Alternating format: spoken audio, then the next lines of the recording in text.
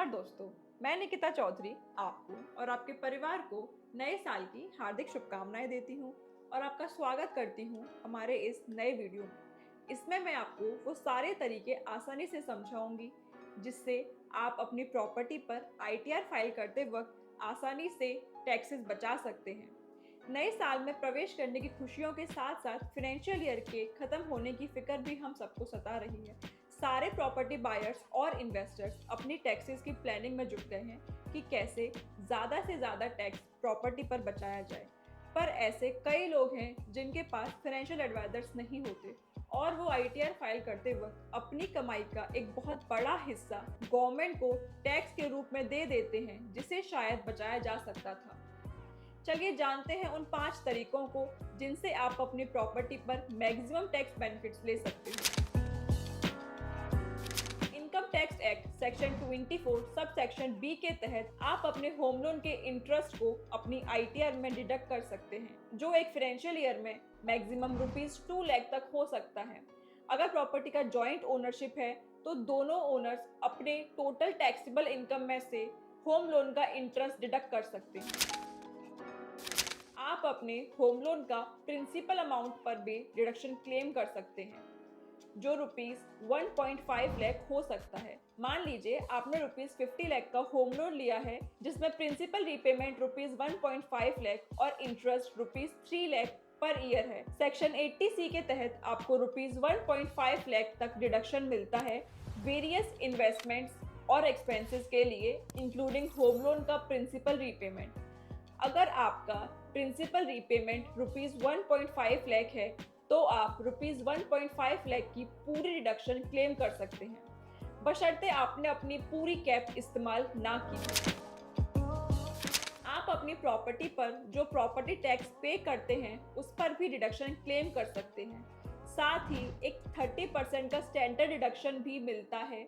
मान लीजिए आपकी प्रॉपर्टी की ग्रॉस एनुअल वैल्यू ₹2,40,000 है और आपने ₹24,000 प्रॉपर्टी टैक्स पे किया है, तो आप अपनी टैक्सेबल इनकम में से ₹24,000 डिडक्ट कर सकते हैं और एडिशनल 30% का स्टैंडर्ड डिडक्शन भी ले सकते हैं।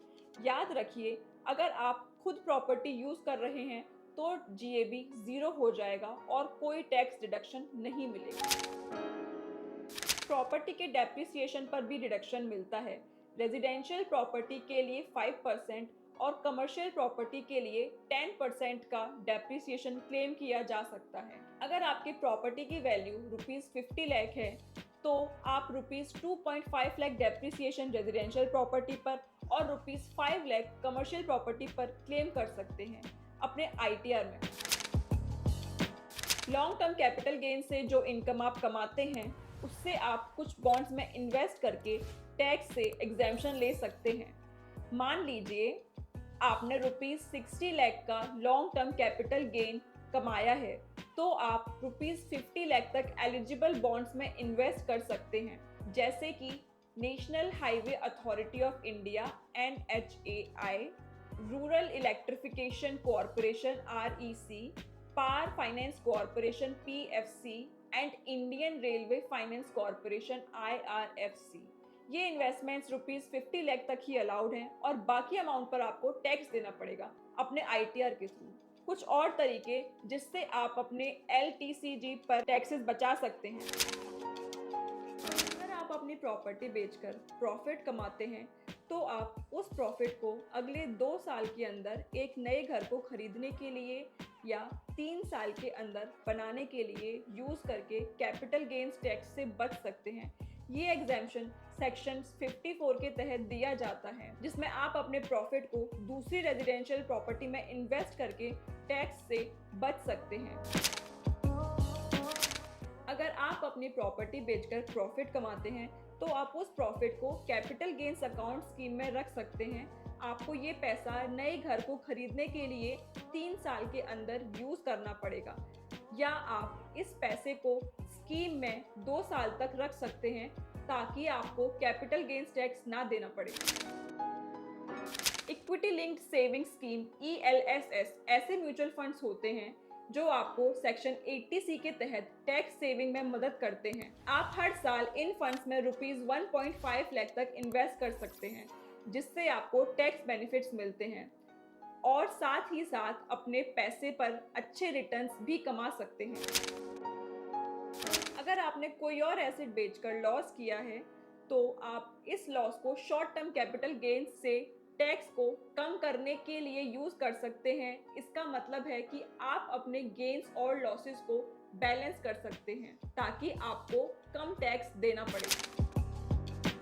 नेशनल पेंशन स्कीम में कंट्रीब्यूशन करने से भी आपको टैक्स सेविंग मिल सकती है। सेक्शन 80 CCD 1B के तहत आप हर साल ₹50,000 तक NPS में इन्वेस्ट कर सकते हैं और सेक्शन 80C से ₹1.5 लाख की लिमिट के ऊपर एक्स्ट्रा टैक्स सेविंग पा सकते हैं। आप पब्लिक सेक्टर कंपनीज द्वारा इशू किए गए इंफ्रास्ट्रक्चर बॉन्ड्स में भी इन्वेस्ट कर सकते हैं। ये बॉन्ड्स सेक्शन 54EC के अंडर टैक्स बेनिफिट्स प्रोवाइड करते हैं और आपके कैपिटल गेन टैक्स को रिड्यूस करने में मदद करते हैं। अगर आप इन सभी तरीकों का सही इस्तेमाल करें और अपनी ज़रूरत के हिसाब से डिडक्शन क्लेम करें, तो आप अपनी कमाई का एक बहुत बड़ा हिस्सा बचा सकते हैं। अगर ये वीडियो आपको इन्फॉर्मेटिव लगी है, तो इस वीडियो को ज़्यादा से ज़्यादा शेयर करें, लाइक करें और ऐसे ही informative and amazing real estate videos के लिए हमारे चैनल को सब्सक्राइब करें। And again happy new year guys, नमस्ते।